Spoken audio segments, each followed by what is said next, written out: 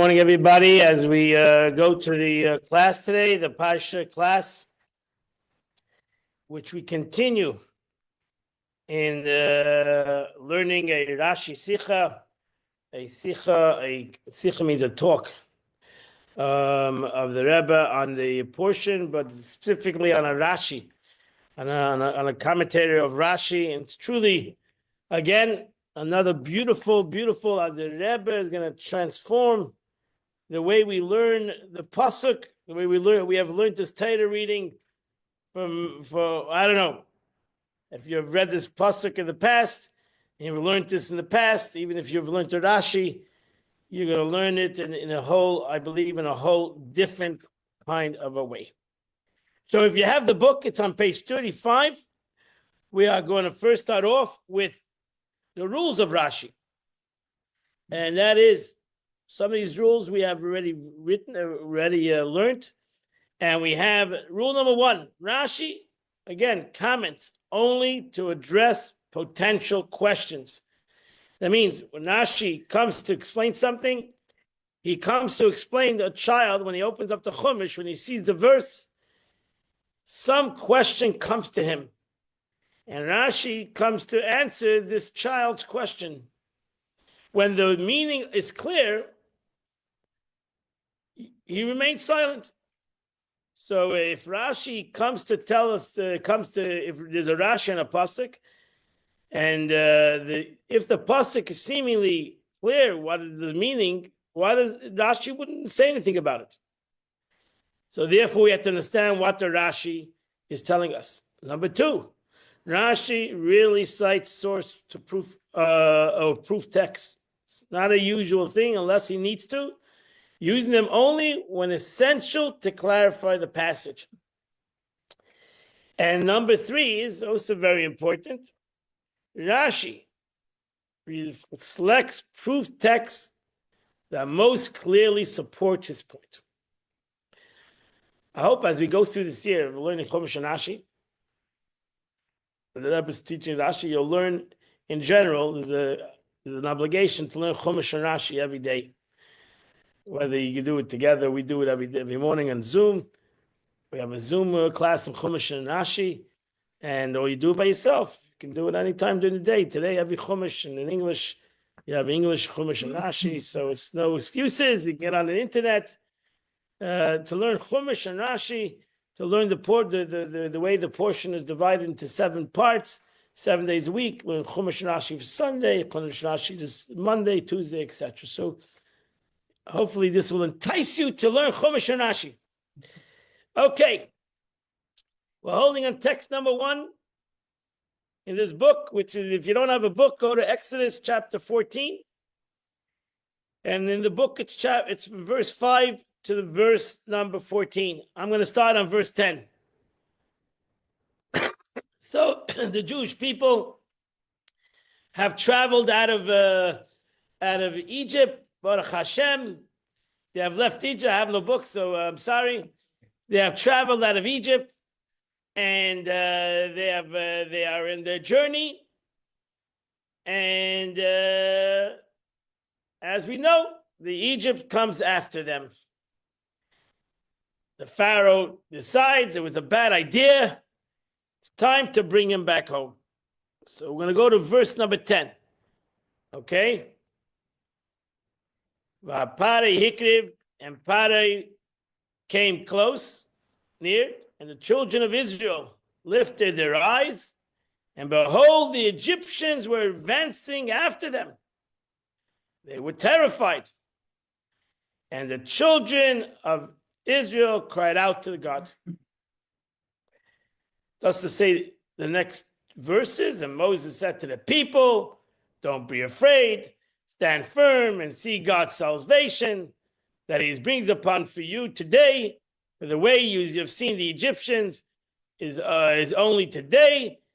For as long as you continue to see them, you'll not see them for eternity. God will fight for you, but you shall remain silent. This is the famous story right before the crossing of the sea.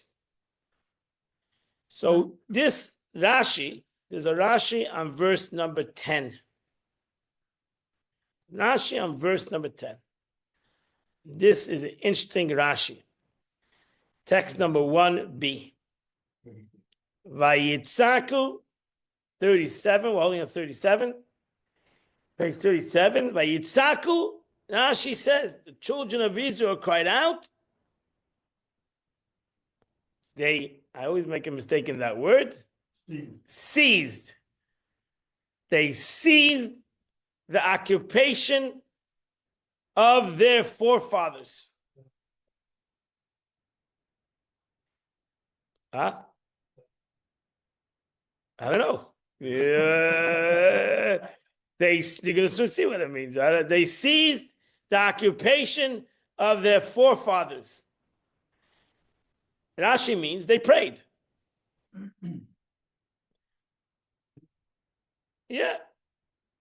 Concerning Abraham, the verse states, to the place where he stood before God. Torah tells us that Abraham would have always a specific place where he went to pray.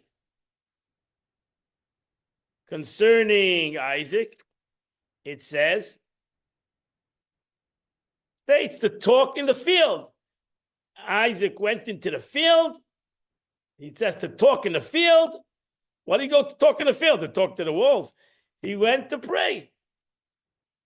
Concerning Jacob, the verse states, and he encountered the place. Vayifka b'makom. He was walking. He was traveling in Vayetze Yaakov. It says he was traveling. Vayifka b'makom. He chanced upon the place. And what is that meaning? Meaning he prayed at that place. So Rashi, in essence, tells us that what means by Yitzhak? What is the meaning that they cried out? They prayed. That's the meaning of the word. Rashi is telling you what's the meaning of the word they cried out. That they prayed. And Rashi brings 3 different places where we see that Abraham prayed, and Isaac prayed, and Jacob prayed.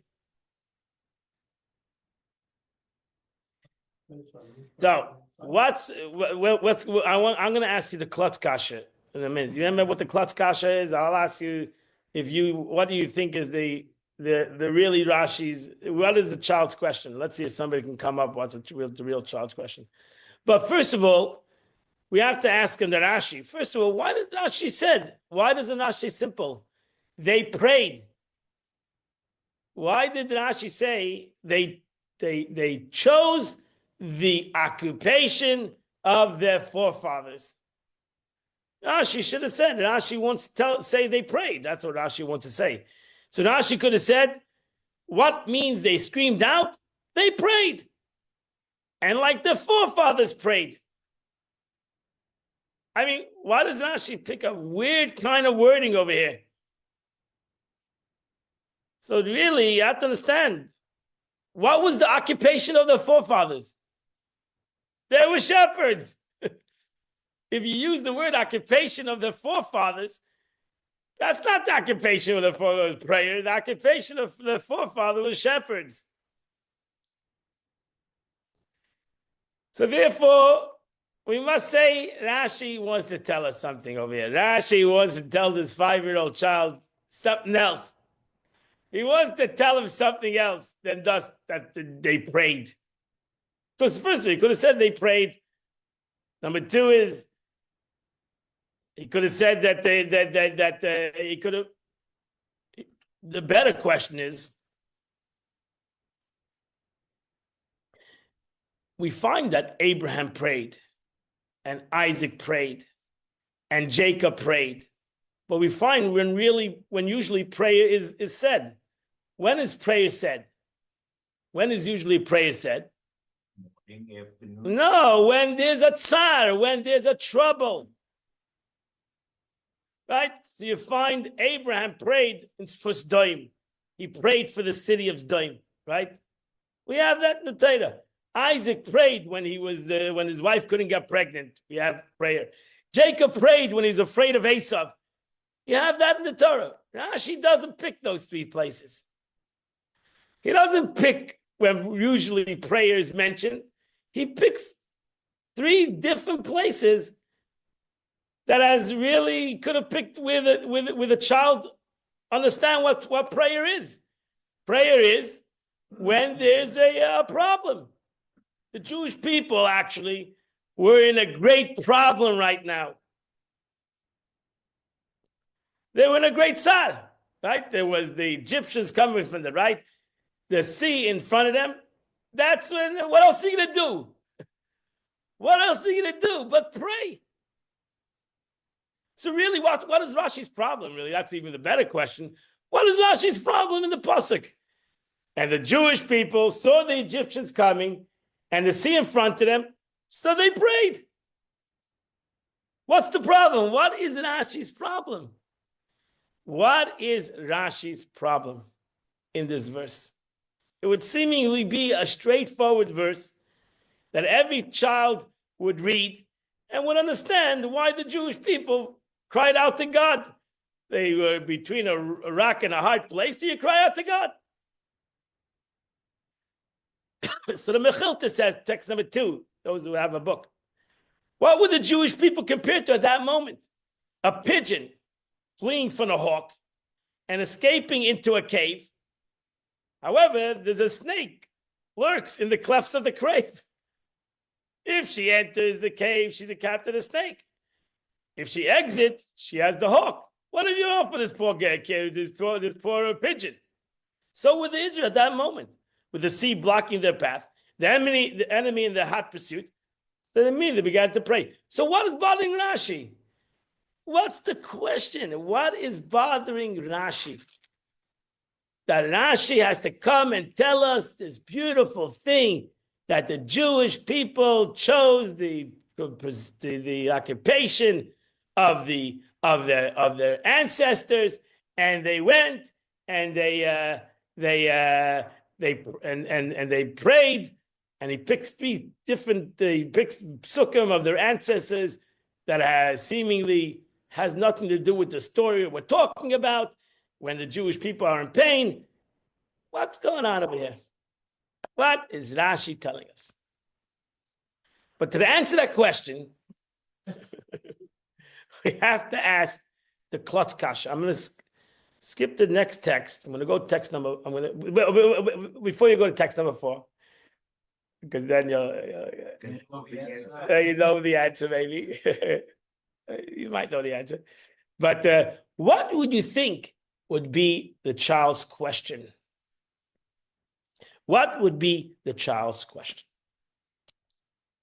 When he looks at this verse, would the child have a question in the verse seemingly?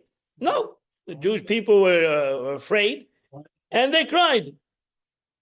But they're afraid, they're crying. They have an army chasing them, the waters in front, they prayed. But they have nothing else to do. What are they going to do? There's an army chasing them, they prayed. So what's the big deal? What is the child? What is a child suddenly flustered when it comes to this verse? Anybody come up with some kind of a question that the child can ask? I don't understand why we're questioning it at all. Because Rashi wouldn't even give a commentary if there's no question to the child. That's one of the premises. So when you look at the verse, not the child, when you look at verse 10, do you have a question? That's really the question, not the child. Pare Hikriv, and Paro came near, and the Jewish people lift up their eyes, and the Egyptians were running after them, and they were afraid, and they prayed. Is there a problem with the verse? And ask Moses, why did you put me in this predicament? That's the okay. That's a but okay. But that's a good. They did ask Moses, but they prayed. You have a problem with the praying to God. What's the connection to the forefathers? No. Before you see the Rashi, before you see the Rashi, just on the verse. On the verse itself, you're a 5-year-old child. You're reading the verse. Do you have a problem with the verse? Does anybody have a problem with the verse? No, you seemingly have no problem with the verse. But there is a problem with the verse. And the problem with the verse is because you know you're a 5-year-old child. You hopefully you learn in the Torah before. You know a couple of verses before it says that Bnei Yisrael yotzim biyad Rama. The Jewish people marched out of Egypt with an outstretched hand. They were victorious. They were on a high. They believe that here God tells them to go into a desert. They're going into a desert. They have full faith. They're all marching with great joy. And suddenly they fall apart. What happened? What happened? But if they trust in God, what are they worried about? Why did Hashem put this in front of me? No, the question is, why did they pray? Why did they pray? What did they pray for? If God tells them, they don't saw the 10 plagues, they don't saw this unbelievable victory, everything. It says openly, B'nai Yisrael yotzim b'yad Rama. The Jewish people are marching out. They're on a high. They're an unbelievable high. God saved them from Egypt. So God can't save them from Egypt again. Suddenly he's out of options. He suddenly ups. He's going to say, okay, I saved you for the whole Egypt, but now, now I'm out of options. Now you're lost. You're on your own. What do you mean? It doesn't make sense. Something's missing over here. Something's missing over here. Why did the Jewish people scream to God? They shouldn't have not been. Where did they scream to God in Egypt? Right? The 10 plagues, nothing. They see God's unbelievable divine providence, God's unbelievable revelation to them, and suddenly they lost. They suddenly lost. What happened? God tells them to stop praying and go into the water. So that's correct. So why are they praying for? Why are they crying? That's after. That's why God says to them, "What do you mean? I told you to march on. So what are you worried about? I told you to go and go. So what? That's actually the answer, God. What's the problem? You suddenly lost your face in such a quick time. Something's wrong over here." The child says, "How is it possible such a transformation? How is it possible to go?" I understand they're afraid. I got the picture. Everybody's afraid. You know, every person. The fear is one thing. I understand they're afraid, but they suddenly have to. They have to pray to God. They have to suddenly. They feel there's a pain over here. What kind of pain? God save them. Will save them in the future. When you're faced with a challenge, they were faced with challenges the last year, and everything worked out. If you lived in Egypt at that time and you saw one thing after another thing, it shouldn't be a question to you that this is going to work out. I can understand if another nation comes, maybe if Amalek comes, you say, "Oh, wait a second, we have a new kind of situation over here." Maybe it's the same guys. It's the same situation. What's the big deal? What are we worried about? times when they lose their faith, but Yeah. then they don't. Yeah, but the truth is, if you look at the desert, it's not all of them lose their faith. There's a group that lose their faith. Yes, there's always going to be a group that loses their faith. So there's always, and if you learn the Torah, it's always a minority. It's not the majority of Jews. In certain times where the Torah tells the majority, like in the situation with the Meraglim, all the Jewish people cried. But then generally, you have struggles in the desert. It's a minority. It's sometimes 3,000, even if the plague kills 12,000 from the millions of people. It's a minority. It's a minority of a minority. So that's life. You're always going to have that one guy who's gonna the kairach. You're not gonna have a life that there's no gonna be. Everybody's gonna have faith. Okay, that's understandable. Over here it says Bnei Yisrael, the Jewish people. That the Jewish people. It's not just a group guy. The entire Jewish people. They cried out to God. They went to, and Rashi says they prayed. The question is, what is the matter with these people? What's going on over here? And that's how the Rebbe is going to change the whole meaning of the story. Not the Rebbe. The Rebbe is going to say Rashi changes the whole meaning of the story. Rashi comes and tells the child, you're reading the story a little bit wrong. You ready? Can we look at 3 now? No, Oh. not yet. That's called cheating. So right, you can look at you can look at 3, 4, 5, 6, do whatever you want. Yes, Uncle said that the praying is complaining. right. Well, you're reading 3. That's I didn't want you to read 3. Okay, there was a reason. Right, but you see actually that Rashi, why you brought it down, he wanted to show you that maybe we could find a concept of a top, but Rashi doesn't even mention Onkelos. Rashi mentions Onkelos, and many times, if you learn Rashi, he mentions Onkelos many times. He specifically doesn't even mention Onkelos in this Rashi. Right, we just read the Rashi. He doesn't even mention the word Onkelos because Rashi doesn't want to go that way.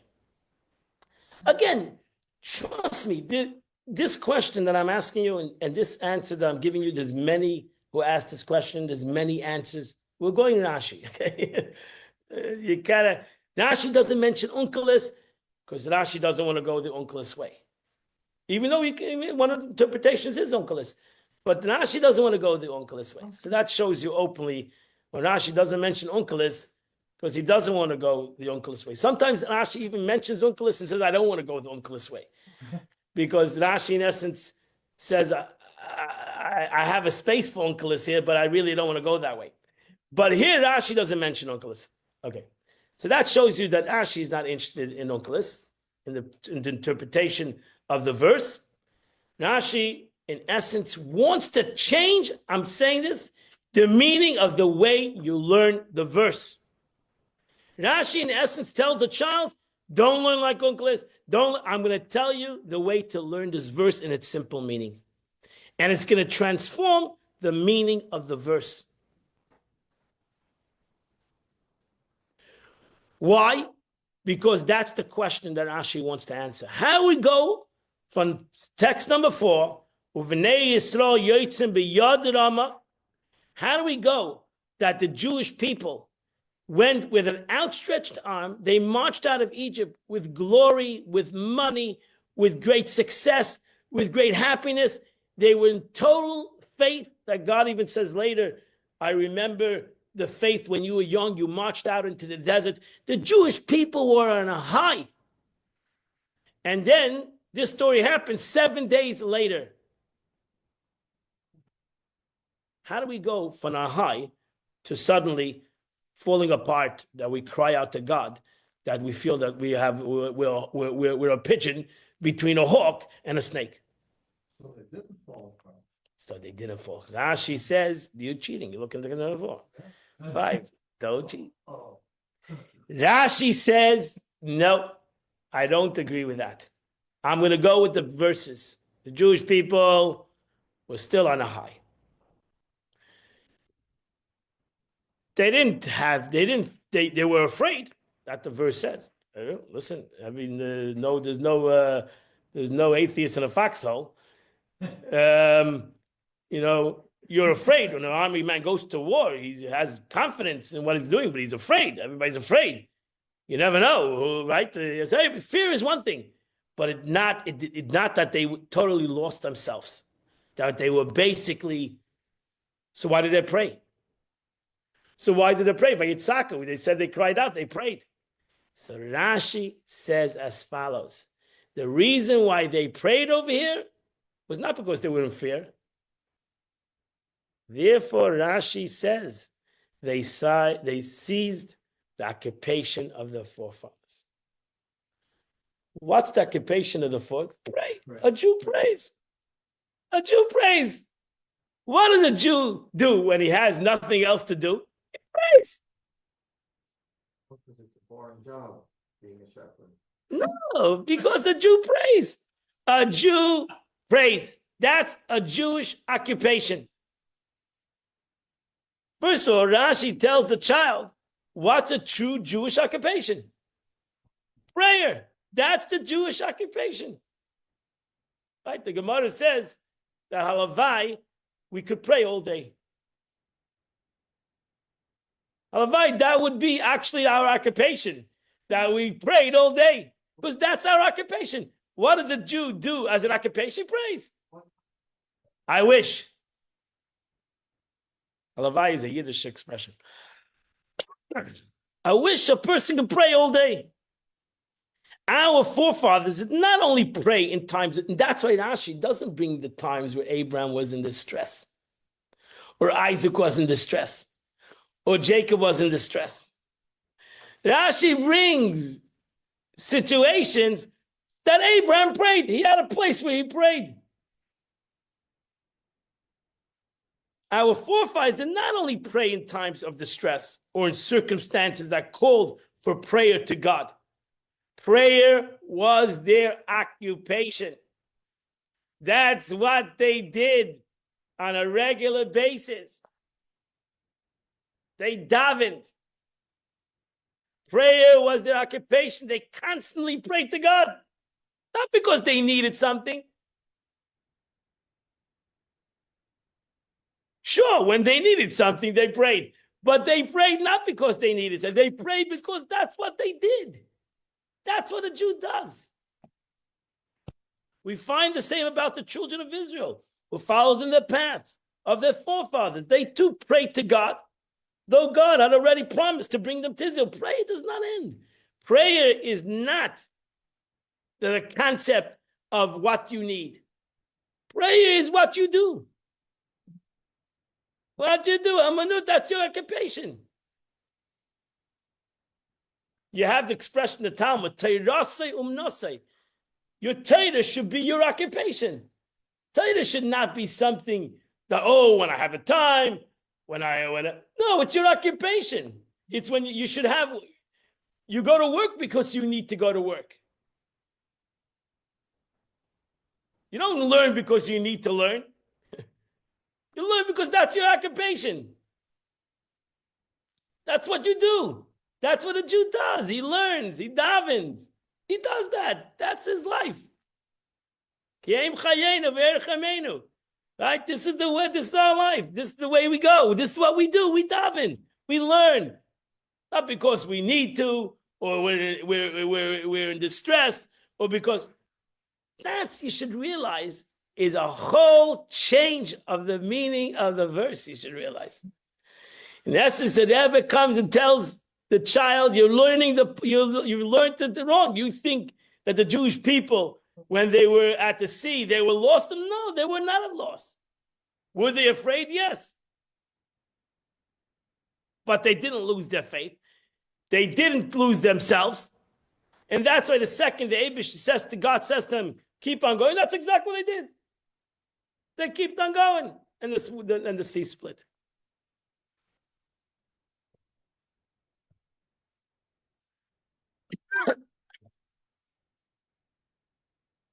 Rabbi, the expression cried out doesn't really denote that it was just regular prayer the way you do. But that's not what Rashi says. Now, you're right. So you can, Vayitzaku is a general word that the Torah uses for prayer.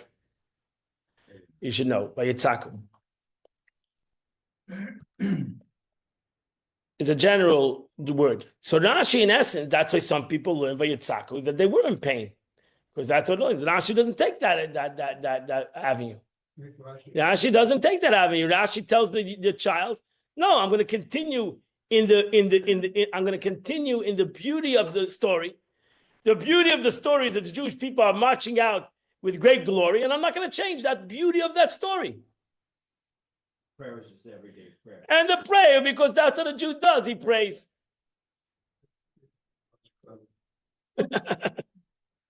No, Rashi changes the story.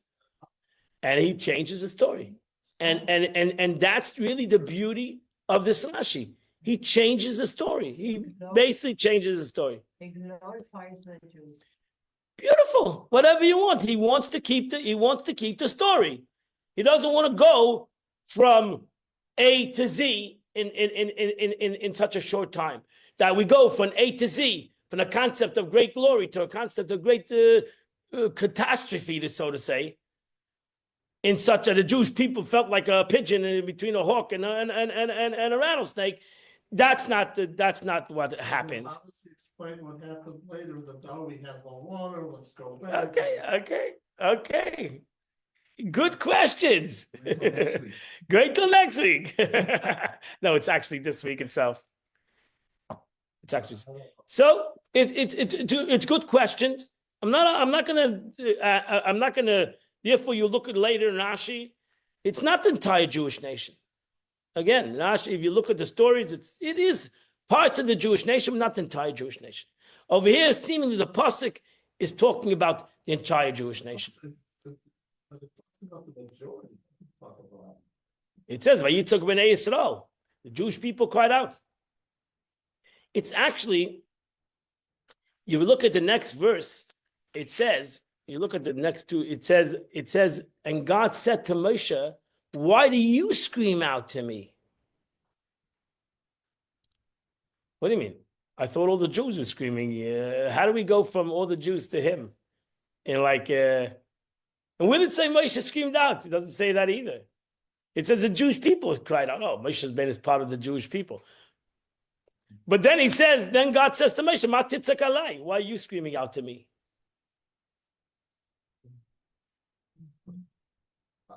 Interesting. Listen. Learn. Develop this. Develop. Oh, look at the Chumash. Try to get the concepts. So look at text number 6. The Rebbe writes, Abraham had a designated place where it was his custom to pray.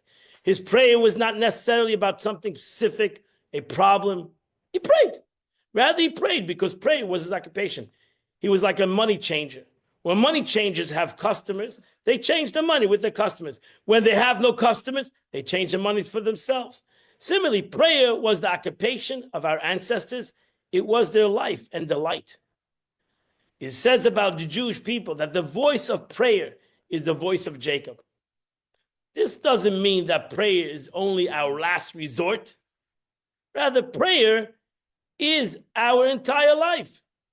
The same is true with Abraham.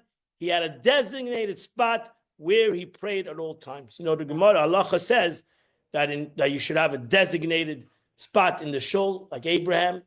We learn from Abraham, you should have your designated spot if that's possible. And you should have a designated shul even. That you shouldn't just be a shul hopper, goes from shul to shul. You should have a shul that you daven in, and you should have a designated spot in that shul to daven. Because that's the place you daven. That's the place. Not because you don't come to shul because you need something or you're in tsar or something's happening. You come to shul because that's your designated spot of davening. That's where you pray, and that's what you should do. I don't know if I know where you are. God knows who you are in the house too, but it's you should know where you are more than the God should know where you are. You should know where you are.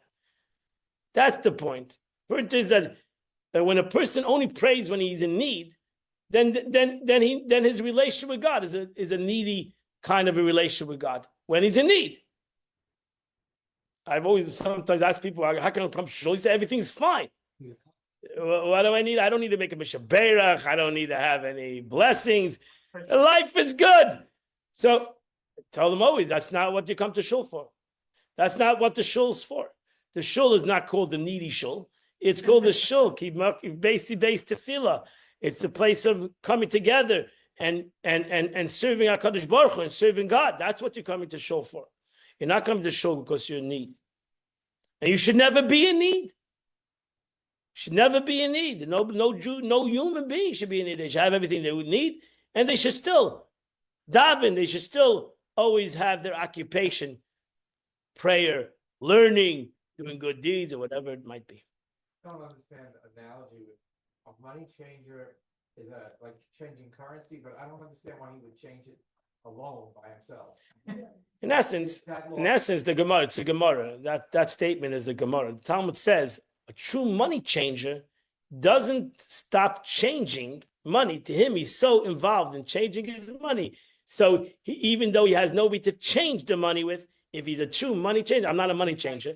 He likes going through the motions of changing money. So therefore, I once went to in Israel they have money. They have over here you don't have money changers. I don't know. In Israel they have a lot of money changers in the store. Yeah, like something you see a money changer or whatever. And I walked in. The guy said, "I'm busy. He's got wait." Like I was waiting. The guy's counting. I said, "What are you doing?" "Oh, I got to make sure the money is." I have the whatever. I gotta keep on counting the money.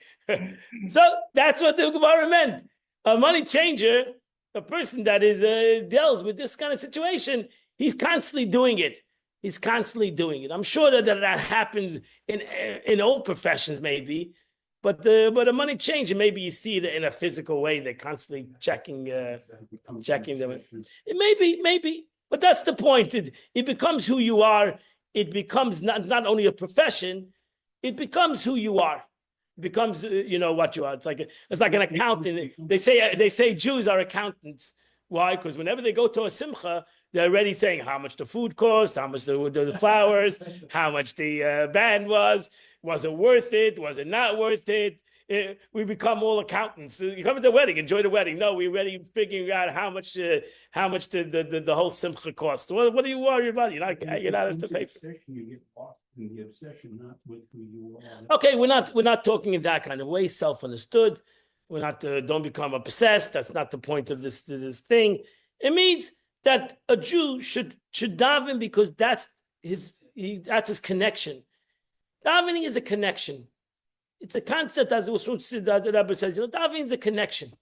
And you shouldn't have a connection, I only have a connection in 9 to 5 or 9 a.m. to 10. I want a connection. Whenever I can have a connection, I want that connection.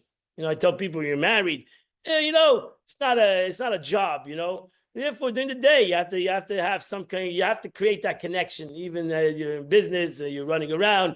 You're always gonna leave a note, leave a message, create the connection. Why? Because you want hopefully you want the connection. So if you want the connection, that's your life.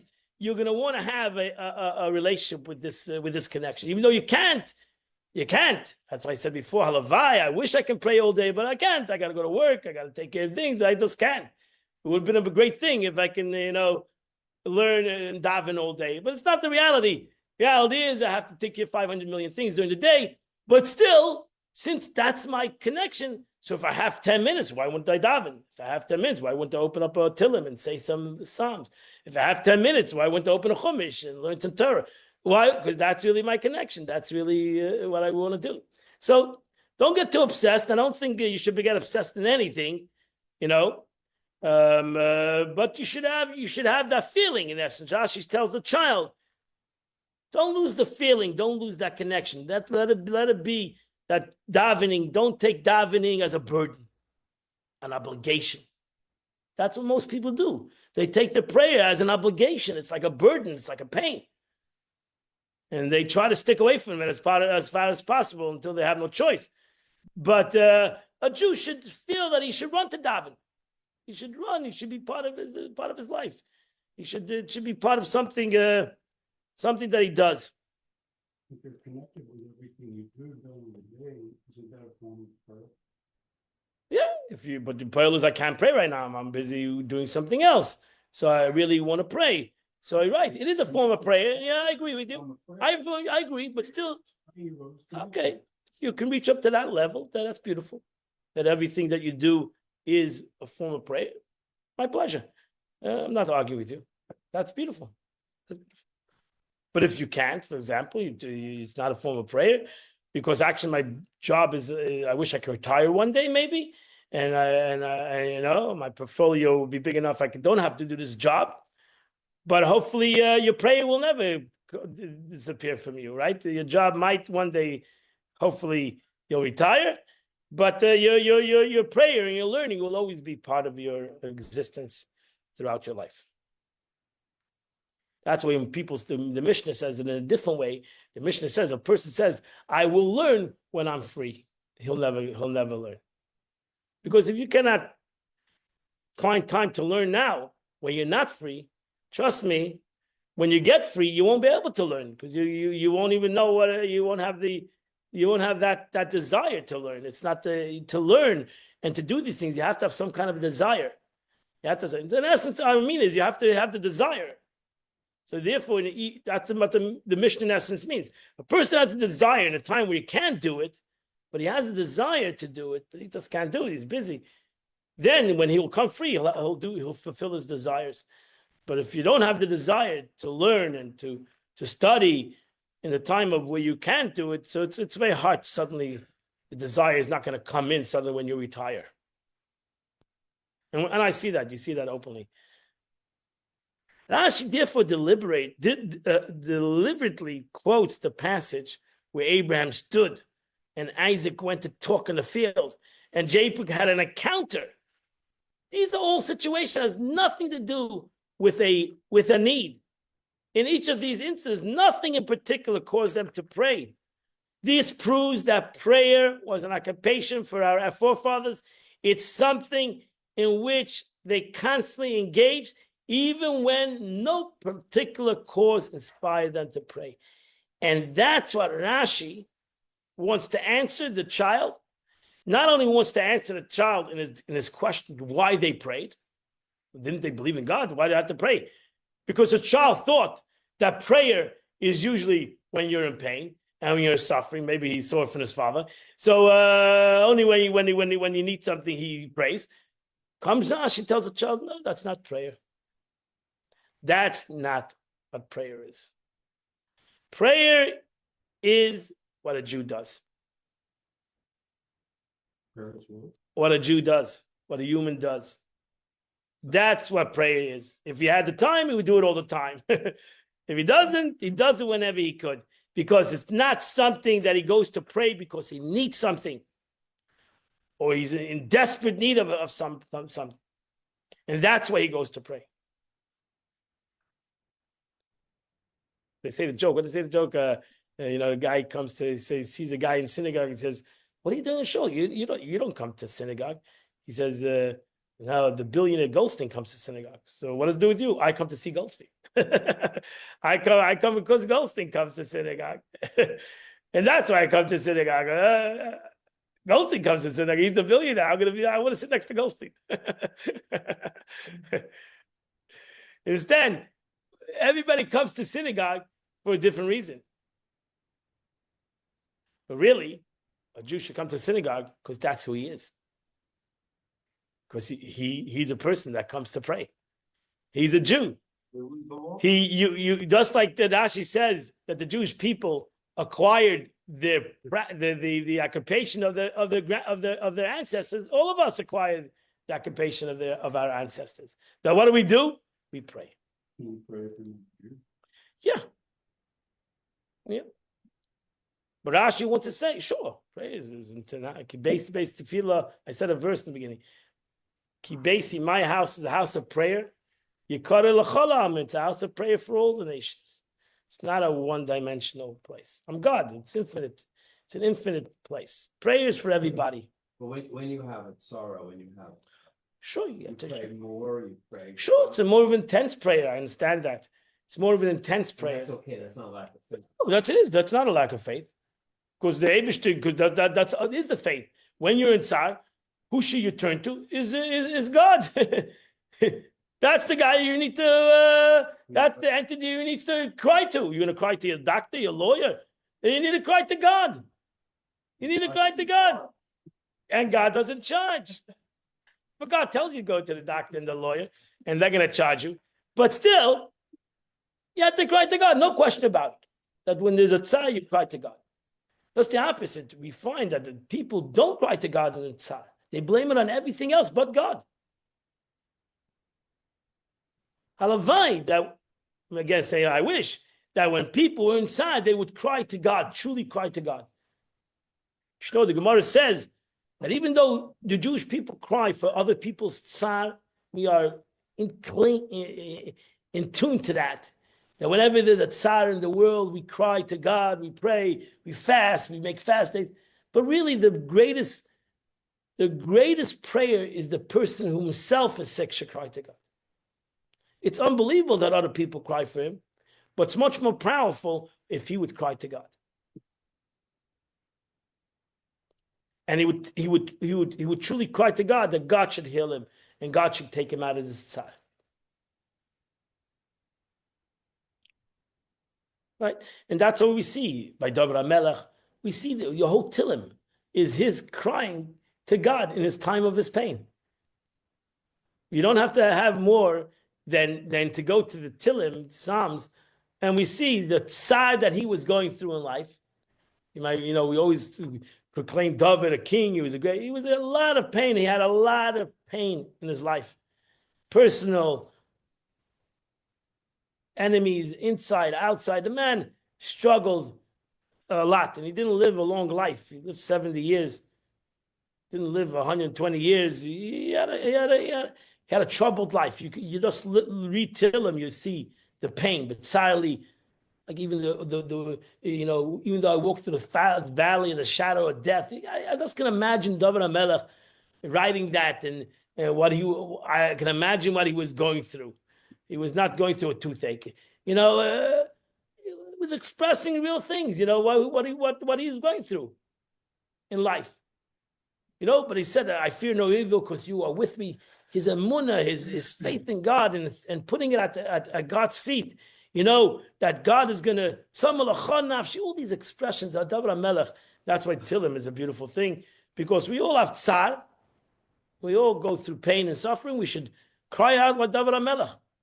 We should cry out David HaMelech with the pain of David HaMelech to God, that God should get us the right doctor, the right lawyer, and the right accountant, and the right healing in this situation. So the Rebbe says in text number 8, this teaches us a lesson in how to serve God.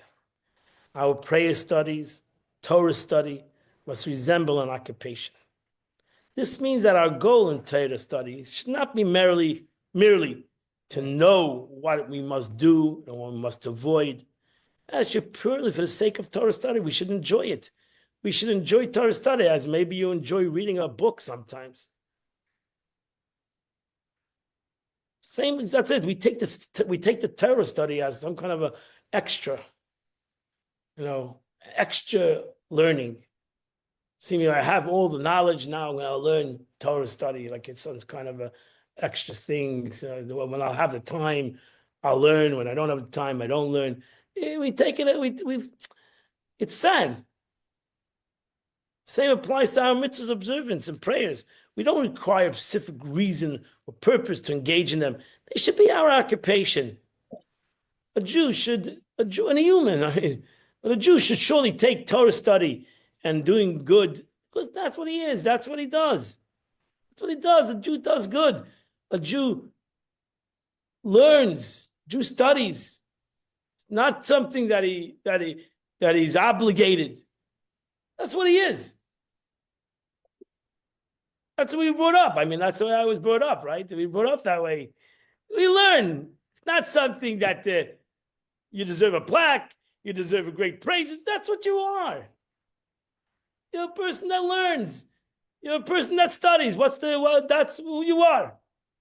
I said those words because that's a Mishnah. It's a Mishnah. Rabbi Yochanan said, don't get any praises for your learning. Don't look for praises in your learning.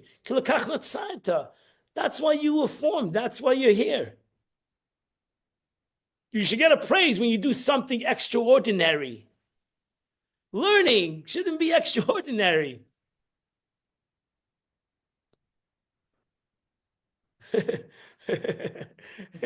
It should be your natural thing. It should be what you do. I said we had a class in the coding the Talmud, which I'm just going to plug. You should all come. But I said, you don't have in the Gemara. You don't have in the Gemara is every tractate starts off with Beis. It doesn't start off with Aleph. Never starts. There's no tractate that starts off with the first page. It always starts off with page number 2. Why? Because there's no beginning. It's not like you're beginning to learn something. This is no beginning. It's a continuation. You're not here I'm beginning. You're no beginning. There's no beginning. So isn't it tall? It's continuous. He said there's never in any tract, it always starts off with page number 2. So why does the Torah start with a bet? The same reason? Same reason. Wow. Bereshis. Oh, but the Ten Commandments starts off with an Aleph, Anechi. Not taking away that it is a beginning, but the point is that when it comes to learning, there's no beginning. As I said in the class, I never graduated from Talmudic studies. There was no graduation like you have in graduations. No graduation. You don't graduate from learning. Learning never ends. Learning never ends. It's not a subject. Learning is not a subject. Don't take learning as a subject that you have to acquire. It's not a job in that way. I need to learn what to do. That's like a job. If I'm going to be a doctor, I'm not going to learn accounting if I need to learn to be a doctor. If I want to, no, it's not. Learning is part of your life. Learning is part of our lives. And we should never stop learning. Whether we're 5 years old or we're 95 years old. Why? That's what you do. That's the beauty. That's life. So we don't require that. This means that serving God in all affirmation ways must be entirely being imperfect. That's our purpose. We should take the Rashi, in essence, comes to tell the child, don't look at life, oh, when I'm in pain, I do things. When I need something, I do it. No, certain things you do because that's what you do. That's what we do. What do we do what do we do as Jews? We daven. We daven. That's what Jew does. That's what a Jew does. He davens. Well, we have specific times maybe to show, but davening ends after Shachas, Mincha, Ma'ariv. Davening ends, prayer ends. No, that's not true. The Mishnah says openly, don't make your davening a specific time. Even though we do have specific times for davening. Yeah, there is.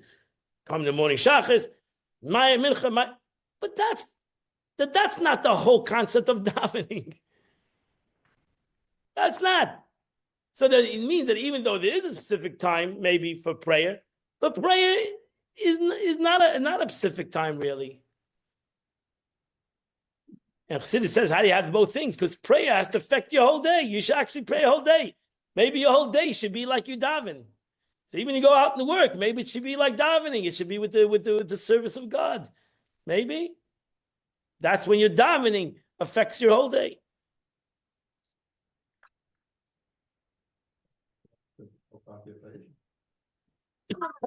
Yeah. So why is it so important? Why is it so important that it is who we are? So therefore, the Rebbe brings down a Zohar. This is a famous Zohar in text number 9a. There are 3 knots that tie to each other: a Jew, the Torah, and God. The Jew is tied to the Torah, and the Torah is tied to God. That's it. That's who we are. It's not that something we learn. Torah is not something we learn. Torah is who we are. It's in our essence. The Talmud says that before every person over here was born, there was a malach who taught you the entire Torah in your mother's stomach for 9 months. That's what the Talmud says. So really, then he gives you a zetz. Before you go out, he gives you a zetz. You forget it. And now, what's all you're doing now is just reminding yourself what you did, what you learned, whenever you learned it. It's nothing new. You're not learning anything new. It's all old stuff. Maybe that's why Jews don't like to learn, because it's old stuff. They want new stuff. What? 120 years to learn what you learned. Yeah. Can you imagine? Because you had nothing else to do there, so there was no TV, no distractions. Totally focused. Halavai, you'd be focused. Even the famous Gemara, God's, Isaac figures out that a Jew sins 2 weeks out of his whole life. If you want to take all the capability of sin, it's 2 weeks, 2 total weeks out of your life, right? 2 total weeks. That means that really, if you think about it, it's not too much time. We're so preoccupied. We don't have time. We don't have time to learn. We don't have time to sin. We have no time. We're too busy. We're too busy. Right. So if you can get a lot of trouble in 2 weeks, 9 months, you can have a lot of learning in 9 months. No distractions. 9 solid months, my friend. That's a lot of learning. Yeah. So you had 7 months. So trust me, 7 months, 9 months, it's got enough to learn. So that's the beauty. The Alter Rebbe says in text number 9b, why we study Torah for the sake of the Torah, as God and the Torah are connected. Moreover, the Torah is like one with God. Our sages taught that the first words of the 10 Commandments is Anochi. Starts with an Aleph. I am God, Anochi. Its acronym stands for Ana. I've said this 100 times. Ana nafshi ksavis yahavis. In English, it means I place myself in this verse, in the scripture, in this verse. Ana nafshi, I say it different.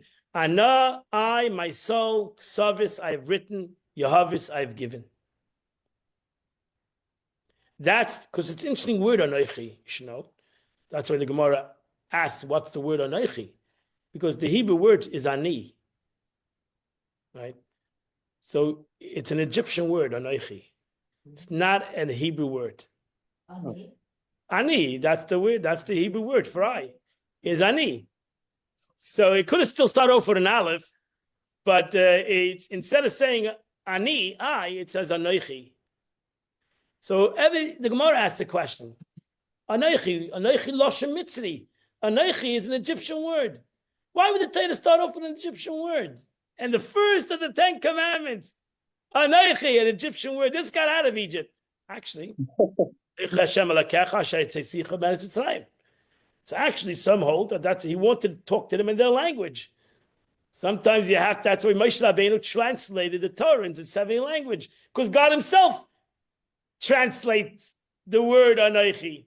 He says instead of the word Ani, he says Anochi, which is an Egyptian word.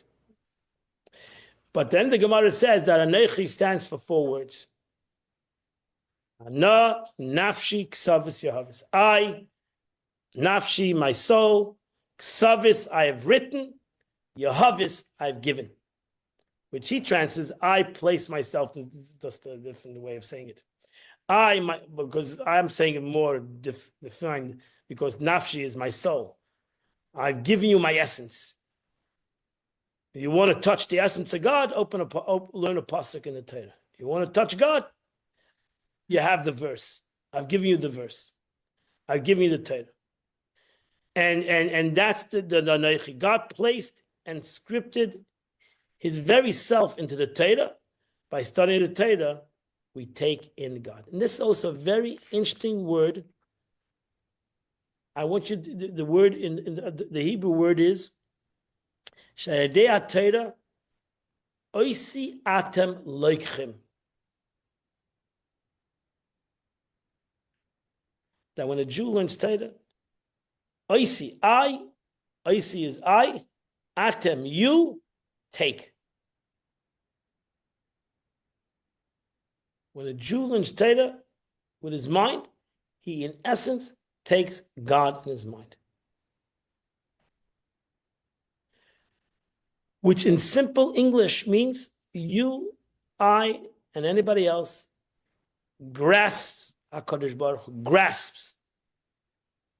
Right? Is that the right word? He grasps God. Which only God can say that. You mean like he understands God? What? He No, more than he understands. To understand. Grasp. I grasp it. I get it. I understand it. Grasp means I hug you. That grab grasp. you in my hands. Oh, that grasp. Grasp God. You'll never understand God. You grasp God. You grasp him. You take him. You take him.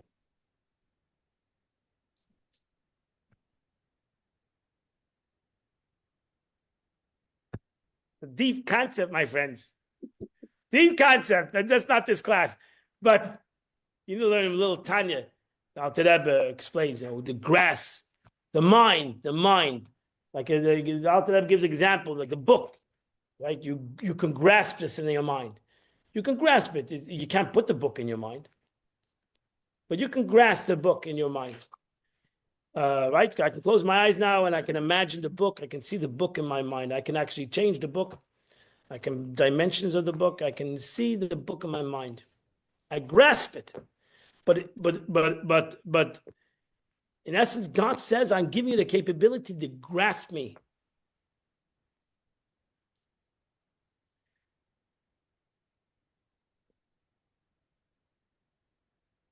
We are trying to have a relationship, understanding with God. Right? We're trying to understand, maybe. And that's a very hard relationship. It's a hard relationship even with each other, to truly understand each other. That's how we struggle. One of the biggest struggles in life is understanding each other, relationship with one another, Avas Yisrael, loving another, loving everybody, because we're trying to understand each other. And we should hug each other. Right? We should hug each other. We don't have to understand each other. Always. You have a relationship with somebody else until you have a relationship with yourself and understand yourself and understand who you really are. I agree. Not all this conditioned crap that you've had throughout our whole life. I agree. I'm not saying this is an easy concept, but it got to start somewhere. It's got to start somewhere. And where does the Torah says to start? Start open your mind to the simple verse. That's it. Learn Torah. You're right. It's not something that's going to happen in a moment, but you have to start somewhere. You have to crawl to walk. You have to walk to run.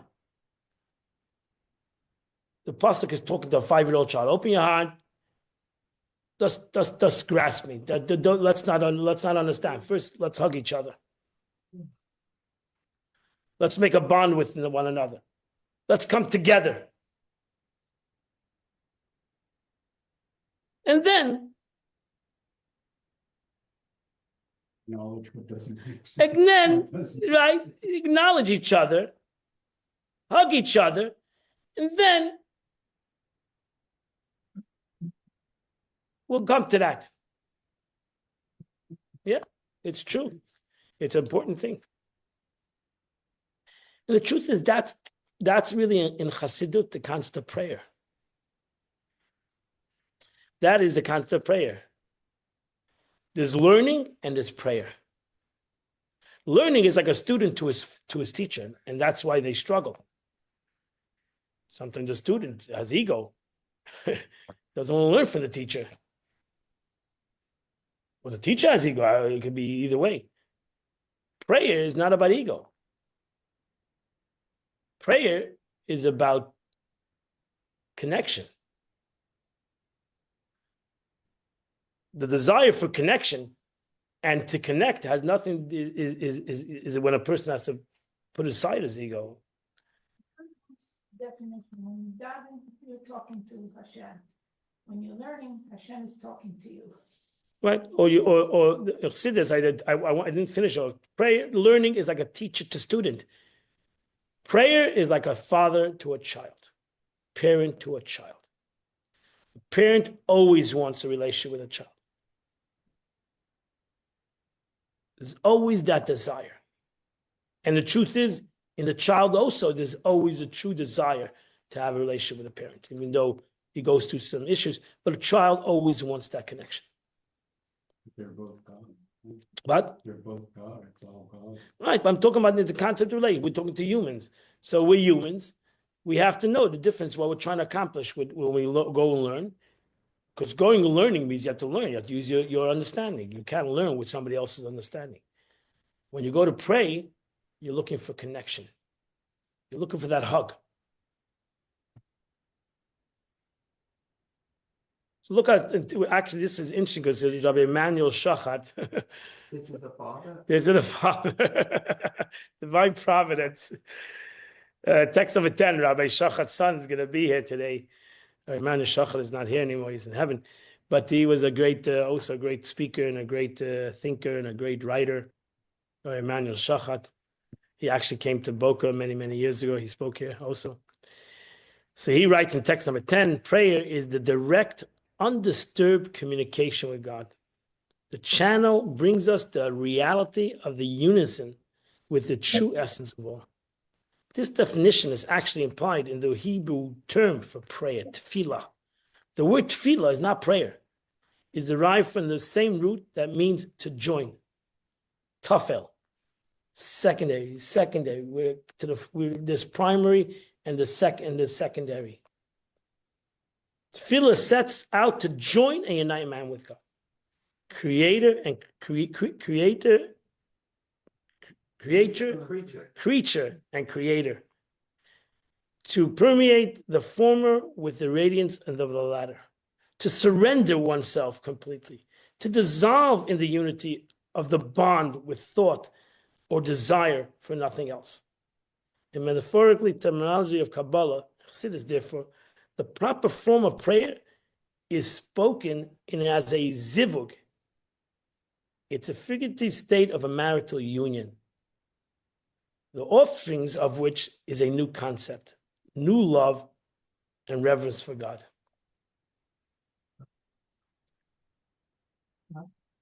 That is hugging each other. That's what I was envisioning while you were reading. So good, so good. So text number 11, we'll end it off. The Rebbe ends off. Pay no heed to your fellow Jews' outer appearance, even if he or she seems to have no connection to Torah and prayer, etc. We need to know, give him a hug anyway. We need to know that deep inside, Torah study and prayer are natural occupations of every Jew, since they were the occupation of every Jewish forefathers. It is just that this truth is concealed. And our task is to tease it out of the concealment into revelation. And maybe the hug will tease it out of the concealment into the revelation, because that is your occupation. What a beautiful sikh of the Rebbe. Transformed. Have a wonderful and a beautiful day. But tonight, 7:30. We're going to have Fabring in here with Rabbi Emmanuel Shachat's son, Rabbi from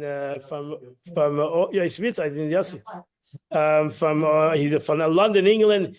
Phenomenal speaker. Phenomenal. He is a phenomenal speaker. He's a really good speaker. Can I? So everybody's invited at 7:30.